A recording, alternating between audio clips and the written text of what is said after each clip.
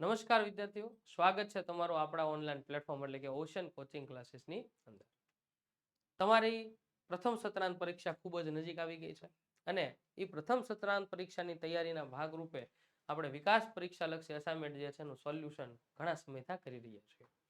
એની અંદર આપણે વિભાગ બી ની અંદર જે તમારે પ્રકરણો પૂછાયા હતા એ બધાય પ્રકરણોનું આપણે સોલ્યુશન કરી ચૂક્યા છીએ. હવે બે પ્રકરણ એની અંદર બાકી છે. ક્યાં ક્યાં? તો કે પ્રકરણ નંબર 9 એટલે કે પ્રકાશનું પરાવર્તન ને વક્રીભવન, અને પ્રકરણ નંબર 10 એટલે કે માનવ આંખ અને રંગબેરંગી દુનિયા. આ બંને પ્રકરણો જે છે એનું સોલ્યુશન આજે આપણે જોવું છે અને જોવું છે કે આની અંદરથી કેવા કેવા પ્રશ્નો સેક્શન બી ની અંદર વિકાસ પરીક્ષા લક્ષી અસાઇનમેન્ટની અંદર પૂછ્યા છે. સાહેબ આ અસાઇનમેન્ટ અમારે મેળવવું હોય તો કે કાંઈ નહીં બેટા, ડિસ્પ્લે ઉપર આપેલો નંબર છે 63 54 82 73 83. આ નંબર ઉપર ફોન કરી અને અસાઇનમેન્ટ જે છે તમે ઘરે બેઠા મેળવી શકો છો. જોઈએ આપણે પહેલો પ્રશ્ન શું છે તો કે પ્રકાશનું પરાવર્તન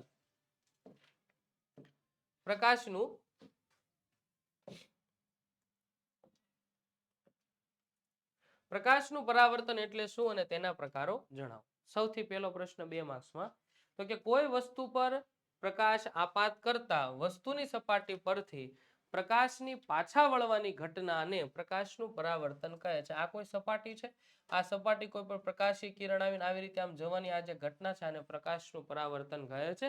આ જે છે બેટા એ અપારદર્શક સપાટી હોય. કેવી સપાટી હોય છે? અપારદર્શક સપાટી. બરાબર. ચાલો, પ્રકાશના પરાવર્તનના મુખ્ય બે પ્રકાર છે.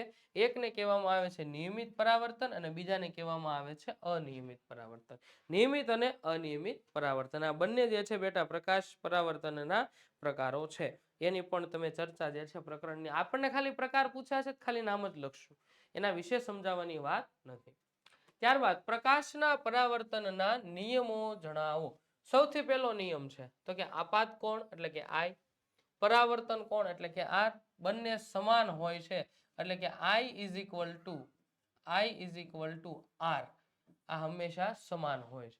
જેટલો પરાવર્તન કોણ હશે એટલો જ આપાત કોણ હશે અને જેટલો આપાત કોણ હશે એટલો પરાવર્તન કોણ હશે. બીજું, આપાત કિરણ અરીસાના આપાત બિંદુએ સપાટીએ દોરેલ લંબ પરાવર્તિત કિરણના બધા જ એક જ સમતલમાં હોય છે. કહેવાનો અર્થ એ છે કે દાખલા તરીકે સમજો કે આ કોઈ અપારદર્શક સપાટી છે, આ પ્રકાશી કિરણ આવ્યું એટલે આ આપાત કિરણ, પરાવર્તન પામીને આવી ગયું એટલે આ પરાવર્તિત કિરણ, સપાટીએ દોરેલ લંબ, તો આ આપાત કિરણ એનાથી બનતો આપાત કોણ I, આ પરાવર્તિત કિરણ પરાવર્તિત કોણ I, સપાટીએ દોરેલ લંબ, આ બધું એક જ સમતલની અંદર હોય છે.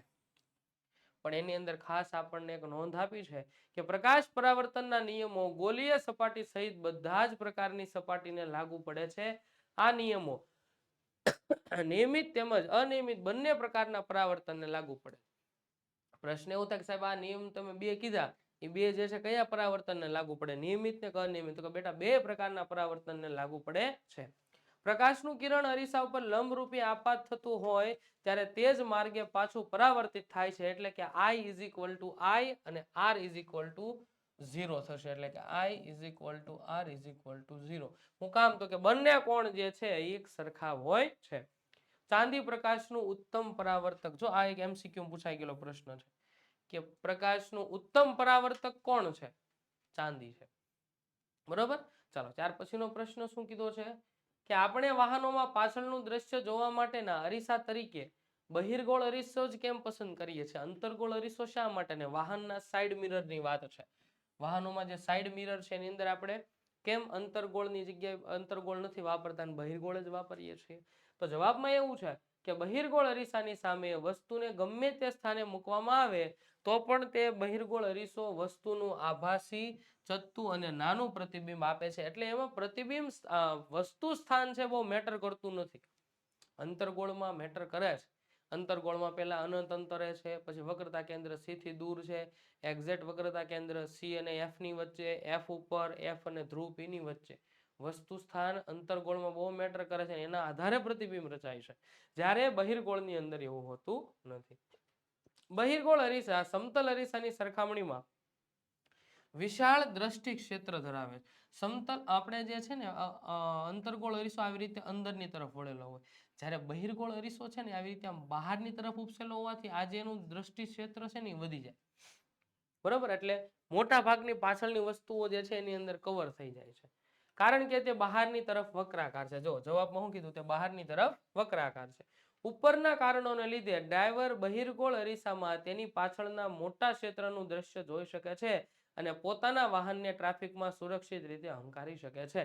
મોટો હોવાને કારણે પાછળનું દ્રશ્ય જે છે મોટા ભાગનું જોઈ શકાય છે, એટલે પાછળનો આખો રોડ જે છે કમ્પ્લીટ એની અંદર દેખાય છે. જ્યારે અંતર્ગોળ હોત તો જે છે અમુક ક્ષેત્ર એ અરીસાની અંદર ન જોઈ શકાય, બરોબર, એટલા માટે થઈને.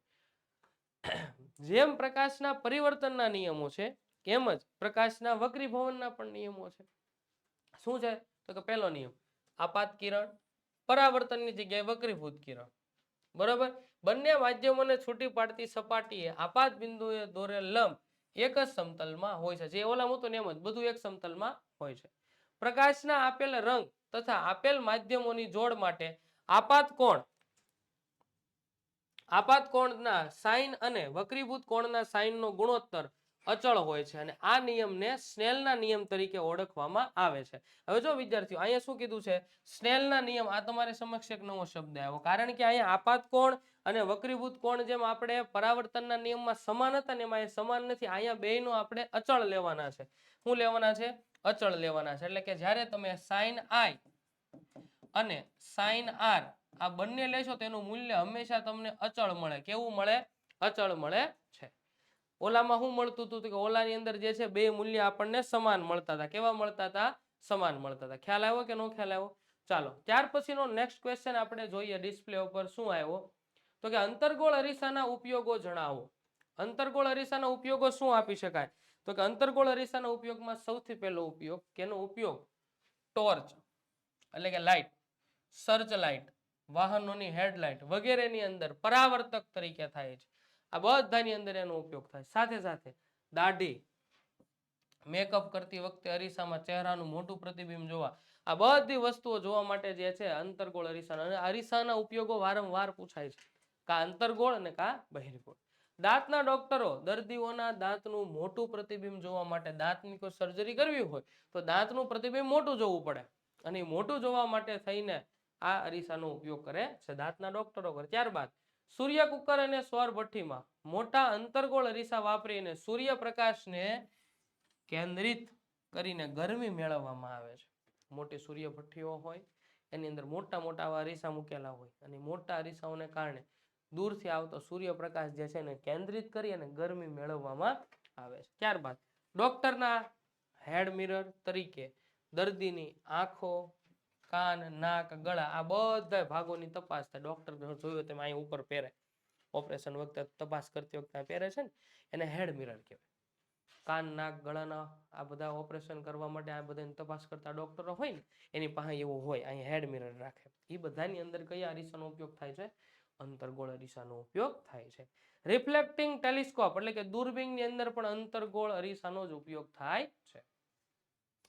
હવે તમને કીધું છે તફાવત આપો લેન્સનો છે.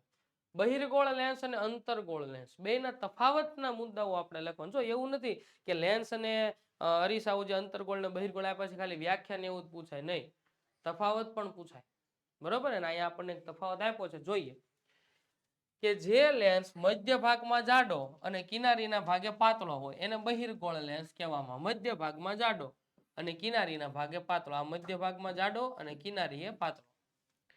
અંતર્ગોળ શું હોય તો કે મધ્ય ભાગમાં પાતળો અને કિનારીએ જાડો, એટલે કે આ મધ્ય ભાગ જે છે એમાં પાતળો અને કિનારીએ કેવો થઈ ગયો?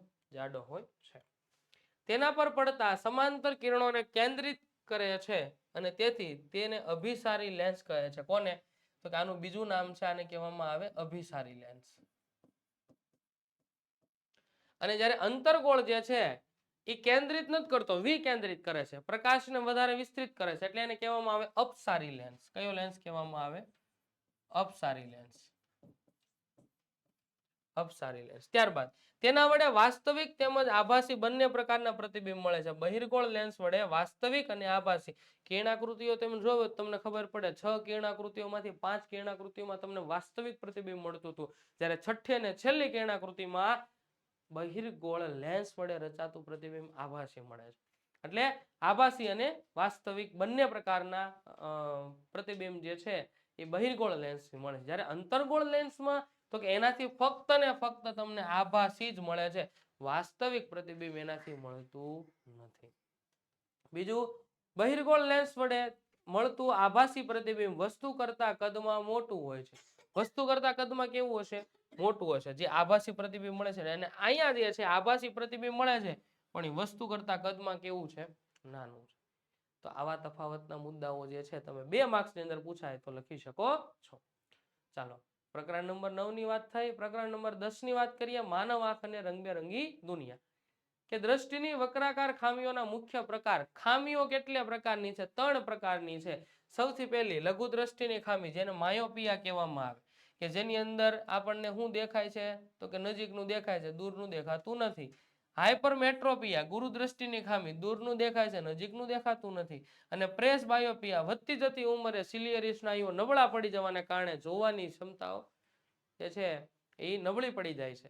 પ્રેસ બાયોપિયા. 3 પ્રકારની દ્રષ્ટિની ખામીઓ છે: લઘુ દ્રષ્ટિની ખામી, ગુરુ દ્રષ્ટિની ખામી અને પ્રેસ બાયોપિયા. ત્યાર પછી મોતિયો શું છે, તેને કેવી રીતે દૂર કરી શકાય?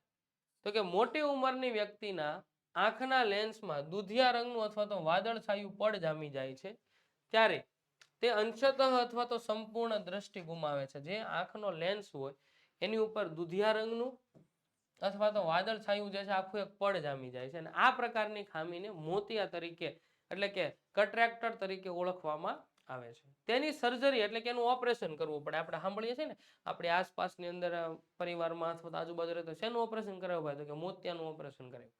એ મોતિયાનું ઓપરેશન કરાવીને એ જે લેન્સ ઉપર જે દુધિયા અને વાદળી રંગનું જે પડ જામી ગયું હોય ને એને દૂર કરવામાં આવે. બરોબર?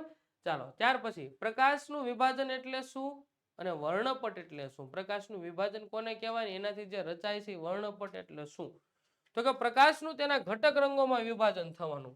પ્રકાશનું એવું લખ્યું છે પણ આપણે સ્પષ્ટ કરી દઈએ કે શ્વેત પ્રકાશનું. કયા પ્રકાશનું? શ્વેત પ્રકાશનું. જ્યારે એના ઘટક રંગોમાં, ઘટક રંગો તો કે જાંબલી, જાનીવાલા, પીનારા. આપણે યાદ રાખ્યું છે જાંબલી, નીલો, વાદળી, લીલો, પીળો, નારંગી અને રાતો. રાતો એટલે કે લાલ. આ શ્વેત પ્રકાશનું એના ઘટક રંગોમાં વિભાજન થવાની એટલે કે છૂટા પડવાની ઘટનાને પ્રકાશનું વિભાજન કહે છે. કોને કર્યું હતું પ્રકાશનું વિભાજન? સર આઇઝેક ન્યૂટને. વિભાજન ને સંયોજન બંનેના પ્રયોગો એને કર્યા હતા.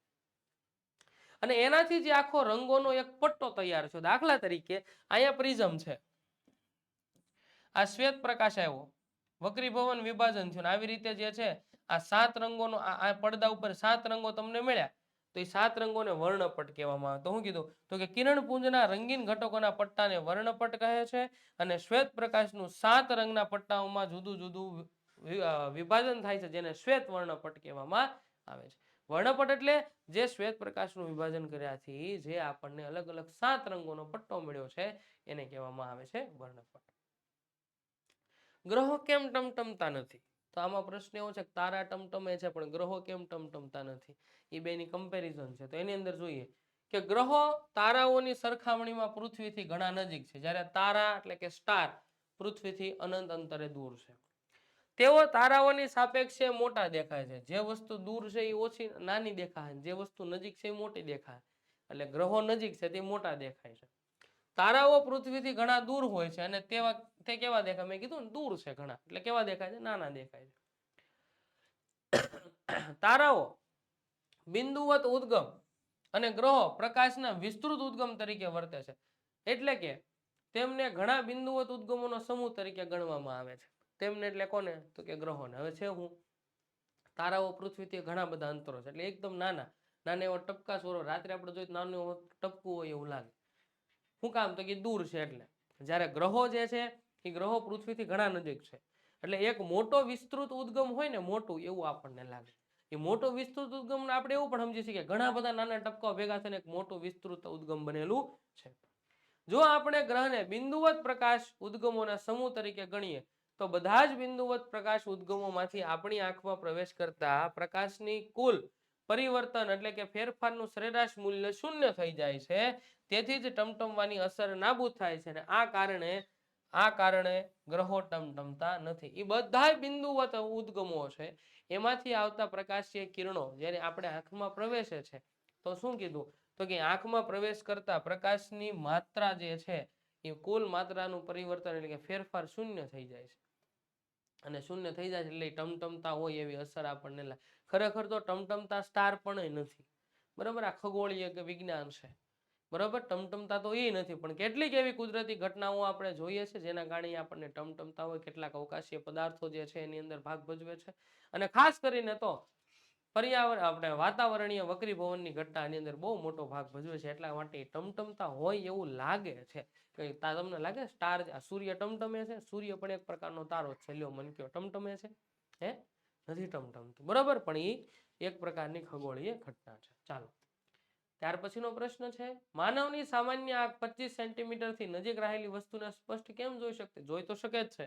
પણ એનું ઝાખું પ્રતિબિંબ મળે છે અને 25 સેન્ટીમીટર સુધી હોય તો એકદમ સ્પષ્ટ જોઈ શકે આવું કેમ છે કે નજીકની વસ્તુને જોવા માટે સિલિયરી સ્નાયુઓને યોગ્ય પ્રમાણમાં સંકોચાવવું પડે છે એટલે કે સિલિયરી સ્નાયુઓનું સંકોચન થાય પરિણામે આંખનો લેન્સ મધ્યમાં જાડો થાય છે અને તેથી કેન્દ્ર લંબાઈ શું થાય છે ઘટે છે આવી રીતે આમ સંકોચન થાય આ સિલિયરી સ્નાયુ છે વચ્ચે લેન્સ છે આવી રીતે આમ સંકોચન થાય આવી રીતે આમ સંકોચન તો લેન્સ વચ્ચે કેવો થાય જાડો જાડો થાય એટલે કેન્દ્ર લંબાઈમાં શું થાય ઘટાડો કેન્દ્ર લંબાઈમાં ઘટાડો થાય પરંતુ સિલિયરી સ્નાયુઓ અમુક હદથી વધારે સંકોચાઈ શકતા નથી એની એક લિમિટ છે સંકોચન પામવાની કે એક પછી હાવ તમે આમ બે ભેગા કરી દો હામાં તો અંદર રહેલા લેન્સનું શું થાય સમજ્યા એટલે એની એક લિમિટ છે ત્યાં સુધી સંકોચન પામી શકે અને લિમિટ કેટલી છે કે તેથી 25 સેન્ટીમીટરથી નજીકની વસ્તુઓને સ્પષ્ટ જોઈ શકાતી નથી બીજા શબ્દોમાં કહીએ તો સામાન્ય આંખ 25 સેન્ટીમીટરથી નજીક વસ્તુને સ્પષ્ટ જોઈ શકતી નથી કારણ કે બધી જ સમાવેશ ક્ષમતા પહેલેથી ખર્ચાઈ ગયેલી છે હવે લેન્સ જેટલો જાડો થવાનો હતો એટલો મેક્સિમમ થઈ ગયો હવે એનાથી વિશે જાડો થઈ શકે એમ છે નહીં તો 25 સેન્ટીમીટર કરતા જો વધારે કોઈ નજીક હોય તો પછી લેન્સ જે છે એમ નામ રહે જાડો નહીં થાય કારણ કે જેટલો થઈ શકતો હતો એટલે થઈ ગયો એટલા માટે થઈને 25 સેન્ટીમીટરથી વધારે નજીકની વસ્તુને સ્પષ્ટ જોઈ શકતા નથી ચાલો ત્યાર પછી મોસ્ટ આઈએમપી પ્રશ્ન છે અને આ પ્રશ્ન વારંવાર પરીક્ષાઓની અંદર કાં તો થિયરી સ્વરૂપે કાં તો તફાવત સ્વરૂપે જોવા મળે છે દ્રષ્ટિની ખામીઓ લઘુ દ્રષ્ટિ ગુરુ દ્રષ્ટિ આંખનો લેન્સ જરૂરિયાત પ્રમાણે પાતળો થતો નથી પરંતુ જાડો જ રહે છે જેના કારણે દૂરની વસ્તુ પરથી આવતા પ્રકાશીય કિરણો નેત્રપટલની આગળ રચાય છે જ્યારે ખરેખર રચાવા જોઈએ નેત્રપટલ ઉપર અને આથી દૂરની વસ્તુને સ્પષ્ટ જોઈ શકાતી નથી આ લઘુ દ્રષ્ટિની ખામી છે શું નથી થતું તો કે આંખનો લેન્સ જરૂરિયાત પ્રમાણે પાતળો થતો નથી પરંતુ જાડો ને જાડો જ રહે છે તેથી દૂર રહેલી વસ્તુમાંથી આવતા પ્રકાશીય કિરણો નેત્રપટલની આગળ રચાય છે તેથી દૂરની વસ્તુઓ સ્પષ્ટ જોઈ શકાતી નથી તો દૂરનું સ્પષ્ટ દેખાતું નથી તો કયું સ્પષ્ટ દેખાય યસ નજીકનું સ્પષ્ટ દેખાય એને લઘુ દ્રષ્ટિની ખામી ઓલામાં આનાથી ઊંધું જો અહીંયા લેન્સ પાતળો થતો નતો ને જાડો જ રહેતો તો અહીંયા શું થાય તો કે અહીંયા આંખના લેન્સ જરૂરિયાત પ્રમાણે જાડો થતો નથી પરંતુ પાતળો જ રહે છે એટલા માટે નજીક રહેલી વસ્તુમાંથી આવતા પ્રકાશીય કિરણો જે નેત્રપટલ ઉપર રચાવજો એનાથી ક્યાં વયા જાય નેત્રપટલની પાછળ કેન્દ્રિત થાય છે અને આથી નજીકની વસ્તુ તમને સ્પષ્ટ દેખાતી નથી આને લઘુ દ્રષ્ટિ ગુરુ દ્રષ્ટિ કહેવાય હવે નજીકનું તમને સ્પષ્ટ દેખાતું નથી તો સ્વાભાવિક છે કયું સ્પષ્ટ દેખાય સાહેબ દૂર રાખેલું તો આને કહેવામાં આવે ગુરુ દ્રષ્ટિની ખામી બીજું નજીકની વસ્તુ પરથી આવતા પ્રકાશીય કિરણોને નેત્રપટલ ઉપર કેન્દ્રિત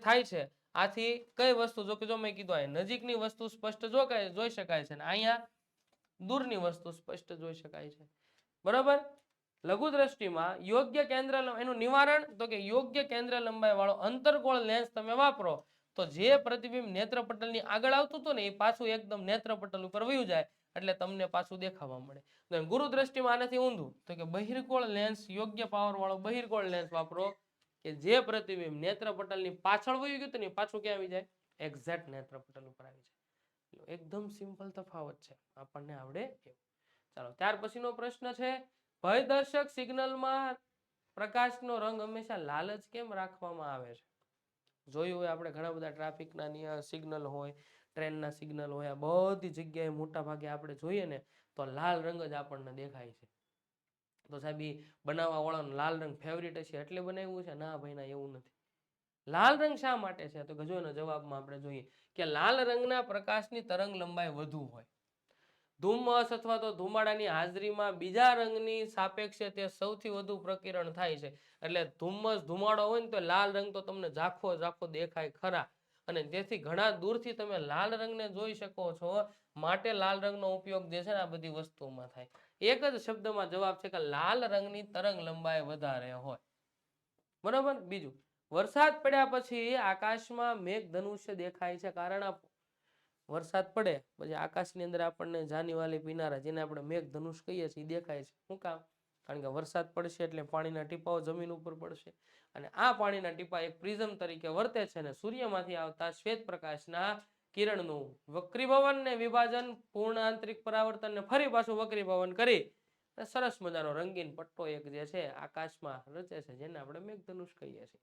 જોઈએ શું છે જવાબમાં, કે ચોમાસાની ઋતુમાં આકાશમાં ઘણા વાદળામાં પાણીના નાના બુંદુ રહેલા હોય છે. જ્યારે સૂર્યના કિરણો પાણીના બુંદો પર આપાત થાય છે ત્યારે પ્રથમ વક્રીભવન, જો મેં કીધું ને, પહેલા વક્રીભવન, બીજું વિભાજન, ત્યારબાદ આંતરિક એટલે કે પૂર્ણ આંતરિક પરાવર્તન, અને અંતે બુંદમાંથી બહાર નીકળતા પ્રકાશનું વક્રીભવન. આ ઘટનાનો ક્રમ યાદ રાખજો, એમસીક્યુ પૂછાય છે. બરાબર. અંતે પ્રકાશનું વક્રીભવન થાય છે, અને આના કારણે આકાશમાં 7 રંગનો પટ્ટો જોવા મળે છે, જેને મેઘધનુષ તરીકે ઓળખીએ છીએ. સિમ્પલ એકદમ, તમને આવડે એવો 2 માર્ક્સનો ક્વેશ્ચન છે. નેત્રપટલ પર રચાતું પ્રતિબિંબ ઉલટું હોય છે, પરંતુ આપણને વસ્તુ ચત્તી દેખાય છે. શા માટે? જો એની જરાક વાત કરીએ. દાખલા તરીકે આ જે છે આપણા આંખનો લેન્સ છે. હવે અને અહીંયા જે છે સમજો કે આ નેત્રપટલ છે. શું છે આ? નેત્રપટલ. હવે કોઈ વસ્તુ છે, આ વસ્તુ અહીંયા મૂકી છે. વસ્તુમાંથી આવતા પ્રકાશીય કિરણ જ્યારે આ નેત્રમણીની અંદર, આને નેત્રમણી કહેવાય, જેને આપણે લેન્સ કહીએ છીએ, અને આને કહેવામાં આવે નેત્રપટલ. શું કહેવામાં આવે? નેત્રપટલ. આ બેની વચ્ચે જે છે ને અહીંયા કેટલાય પ્રકારના ચેતાઓ આવેલા હોય, અને એ ચેતાઓ દ્વારા અહીંયા પ્રતિબિંબ જે રચાય છે ને એ નક્કી થતું. અને અહીંથી શરૂ થાય દ્રષ્ટિ ચેતા. શું શરૂ થાય? અહીંયા શું આવેલું હોય? આ દ્રષ્ટિ ચેતા. હવે થાય છે હું કે વસ્તુમાંથી આવતા પ્રકાશીય કિરણો વક્રીભવન પામી અને નેત્રપટલ ઉપર આવી રીતે આમ રચાય છે. આ નેત્રપટલ ઉપર રચાણ.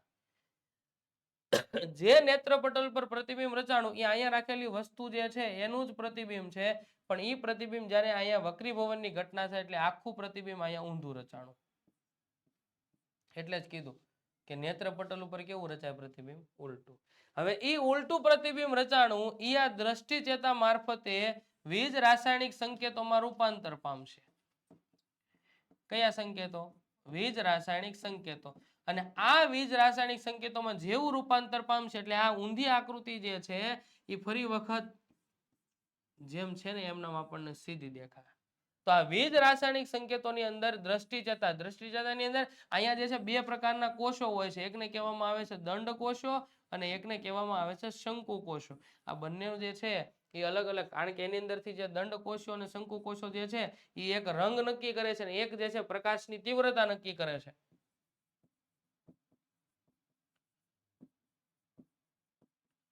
બરાબર. તો જ્યારે નેત્રપટલ ઉપર આ ઊંધું પ્રતિબિંબ રચાય છે એ દ્રષ્ટિ ચેતાઓ મારફતે વીજ રાસાયણિક સંકેતોમાં રૂપાંતર પામશે, અને એ પ્રતિબિંબ આપણે ચત્તું જોઈ શકીએ છીએ. આ એની પાછળનું કારણ. એમ્બ્યુલન્સ ઉપર તમે જોયું હોય, એમ્બ્યુલન્સ શબ્દ જે છે કેવો હોય?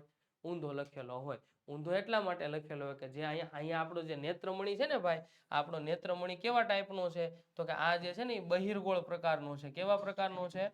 બહિર્ગોળ. આ બહિર્ગોળ હોવાનું કારણ પણ છે. એટલા માટે ઊંધી રાખેલી વસ્તુ સીધી આપણને દેખાય.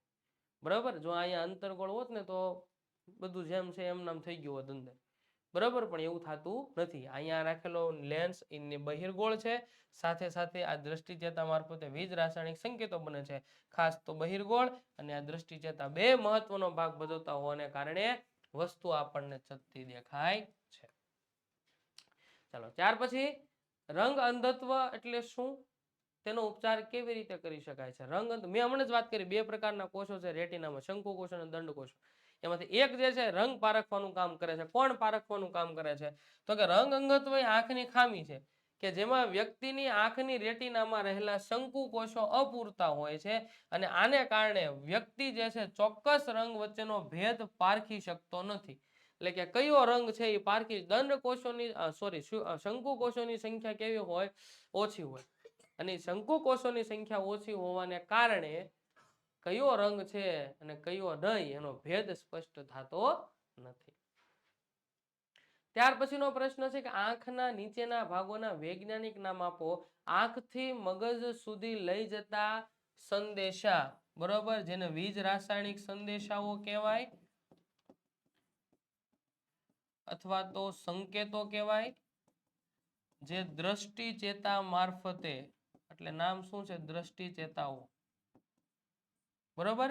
અને બીજું નામ છે કે કનિનિકાની મધ્યમાં રહેલું નાનું છિદ્ર, જેને કહેવામાં આવે છે કીકી, અને એને ઇંગ્લિશમાં કહેવામાં આવે છે પુપિલ. આ બે નામ પૂછાઈ ગયા ખાલી 2 માર્ક્સમાં, બરોબર. ચાલો, ત્યાર પછી આપણને પ્રશ્ન આપ્યો છે કે ઉપરની આકૃતિમાં શ્વેત પ્રકાશનું પાતળું કિરણપુંજ ત્રિકોણાકાર કાચના પ્રિઝમ પર આપાત કરવામાં આવે છે ત્યારે પ્રિઝમની સામે રાખેલા પડદા ઉપર X અને Y વર્ણપટ રચાય છે. તો ઉપરોક્ત બનતી ઘટનાનું પહેલા તો નામ આપો. તો કે સૌથી પહેલા તો આ ઘટના જે છે અહીંયાથી જો આ શ્વેત પ્રકાશ આવ્યો, અહીંયા પહેલા વિભાજન થયું, એટલે આવી રીતે આમ ફાટા પડ્યા. એટલે સૌથી પહેલા તો પ્રકાશનું શું છે? વિભાજન. બીજું હું પ્રશ્ન પૂછું, XY વર્ણપટ ઉપર X અને Y બિંદુ આગળના રંગો.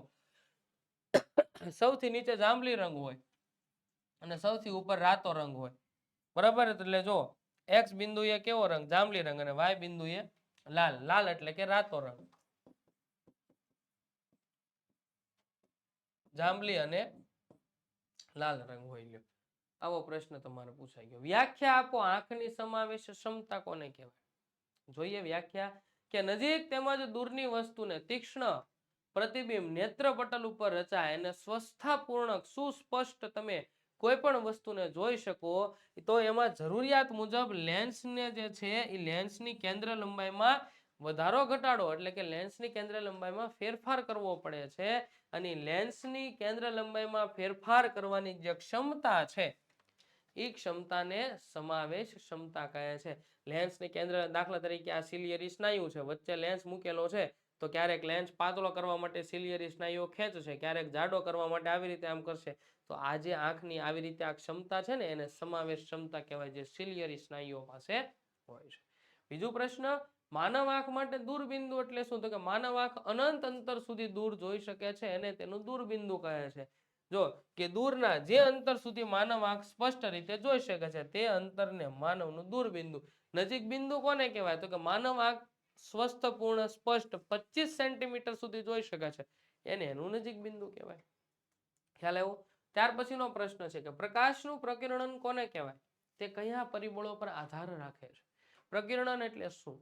તો કે જોઈએ કે સૂક્ષ્મ કણો અથવા તો અણુઓ, પરમાણુઓ વડે બધી જ દિશામાં પ્રકાશના વિખેરણની અથવા તો વિચલનની ઘટનાને પ્રકાશનું પ્રકિરણન કહે છે. કે પ્રકાશ જે સૂક્ષ્મ કણો, નાના અણુ, પરમાણુને કારણે જે આખો વિખેરાઈ જાય છે, પથરાઈ જાય છે, એને પ્રકાશનું પ્રકિરણન કહે છે. પ્રકિરણ પામતા પ્રકાશનો જથ્થો, પ્રકાશની આવૃત્તિ એટલે કે રંગ અને પ્રકિરણ ઉપજાવતા કણોના પરિમાણ ઉપર, કણોની સંખ્યા કેટલી, કણો કેટલા મોટા છે, જથ્થો અને એનું પરિમાણ, આ બંને ઉપર, સાથે સાથે જે પ્રકાશી કણો ઉપર પડી રહ્યો છે એ પ્રકાશની આવૃત્તિ કેટલી છે, મુખ્ય 3 બાબત ઉપર આધાર રાખે. એક તો કણોની સંખ્યા કેટલી છે, કણોનું પરિમાણ કેટલું છે, અને સાથે સાથે એ કણો ઉપર આવતો પ્રકાશ છે એ પ્રકાશની આવૃત્તિ. આવૃત્તિ કેમ નક્કી થાય? તરંગ લંબાઈથી, બરોબર. ચાલો, આ 3 વસ્તુ જે છે એ મુખ્ય મેટર કરે છે. અત્યંત બારીક કણો, તેમનું પરિમાણ ખૂબ નાનું હોવાને લીધે મુખ્યત્વે નાની તરંગ લંબાઈ વાળા, જેમ કે વાદળી રંગના પ્રકાશનું પ્રકિરણન કરી શકે છે. જો પ્રકિરણ કરતા કણોનું કદ ખૂબ મોટું હોય તો પ્રકિરણ પામતો પ્રકાશ શ્વેત દેખાય છે, કારણ કે દ્રશ્ય વિસ્તારની બધી જ તરંગ લંબાઈનું પ્રકિરણન થાય છે. ટૂંકી તરંગ લંબાઈ વાળા કિરણો હોય તો એનું પ્રકિરણન નાના પરિમાણનું કદ ધરાવતા કણો વડે થઈ શકે છે, અને મોટી તરંગ લંબાઈના જો રંગો હોય તો એનું જે છે એ મોટા કણો વડે પ્રકિરણન થઈ શકે છે. લઘુ દ્રષ્ટિની ખામી અથવા તો માયોપિયા એટલે શું? સામાન્ય આંખ અને લઘુ દ્રષ્ટિની ખામી આંખ જે છે એમાં શું તફાવત છે? તો કે આંખની ખામી કે જેના લીધે વ્યક્તિ નજીકની વસ્તુઓ સ્પષ્ટ જોઈ શકે છે પરંતુ દૂરની વસ્તુઓ દેખાતી નથી તેને લઘુ દ્રષ્ટિની ખામી કહેવાય. સામાન્ય આંખ માટે દૂરબિંદુ જે છે એ અનંત અંતરે હોય, હમણાં વાત કરીને મેં, બરાબર. દૂરની વસ્તુમાંથી આવતા પ્રકાશીય સમાંતર કિરણપુંજ નેત્રપટલ ઉપર કેન્દ્રિત થાય છે અને નેત્રપટલ આ સંદેશાઓને દ્રષ્ટિ ચેતા મારફતે મગજમાં મોકલે છે. આ સામાન્ય આંખ છે જેની અંદર દૂરથી આવતા વસ્તુના પ્રકાશીય કિરણો આ નેત્રપટલ ઉપર રચાય છે એટલે વસ્તુ સ્પષ્ટ દેખાય છે, બરોબર. તો આની જગ્યાએ કદાચ તમે જો લઘુ દ્રષ્ટિને ખામી વાળી હોય તો એમાં રચાતું પ્રતિબિંબ જે છે ક્યાં આવી જાય? તો કે અહીંયા આગળ આવી જાય. ક્યાં આવી જાય? આગળ આવી જાય. એટલા માટે સ્પષ્ટ દેખાતું નથી. બે સામાન્ય આંખ અને લઘુ દ્રષ્ટિની આંખ બે વચ્ચેનો ખાલી તમારો તફાવત ભેદ સ્પષ્ટ કરવાનો હતો. તો આવા પ્રશ્નો તમારા જે છે એ આવી શકે છે. તો આ સાથે પ્રકરણ નંબર 9 અને 10 નો સેક્શન બી આપણે પૂર્ણ કરીએ છીએ.